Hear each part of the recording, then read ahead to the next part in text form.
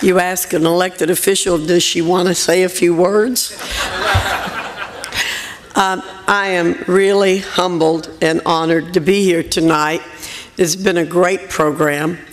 I want to also add my thanks to the comments that have been made about Art Pope and John Hood and all the people associated with the John Locke Foundation. I do refer people on a regular basis to Carolina Journal. I read it every day.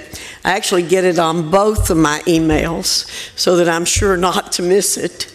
The Locke Foundation has done so much good for the state of North Carolina, and I agree with some of the commentaries in the video that North Carolina would not be the conservative state that it is without what John Locke Foundation has done. It is my honor to serve on the John Pope Education Foundation Center, and with Governor Martin and several other wonderful folks who are here tonight.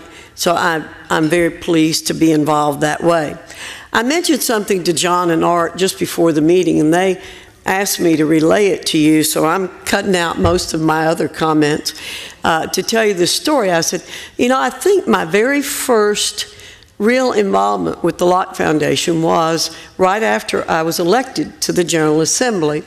They had a workshop on healthcare issues, and I went to it. And it was a very eye-opening experience for me.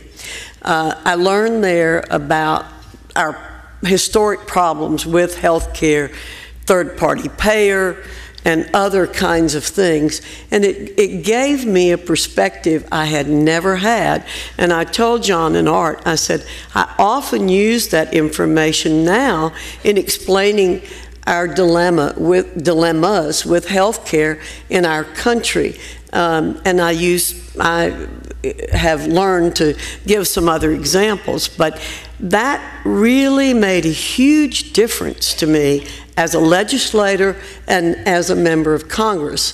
So I want you to know that what the John Locke Foundation does, I'll get my loyalty straight here in a minute, what the Locke Foundation has done has very practical experience. It gives us practical experiences and knowledge, and the comments that were all made. So I want to thank all of you all for being here tonight, for supporting the John Locke Foundation, and I want to thank John and his colleagues on the board for giving me this award. I cherish it. Thank you very much.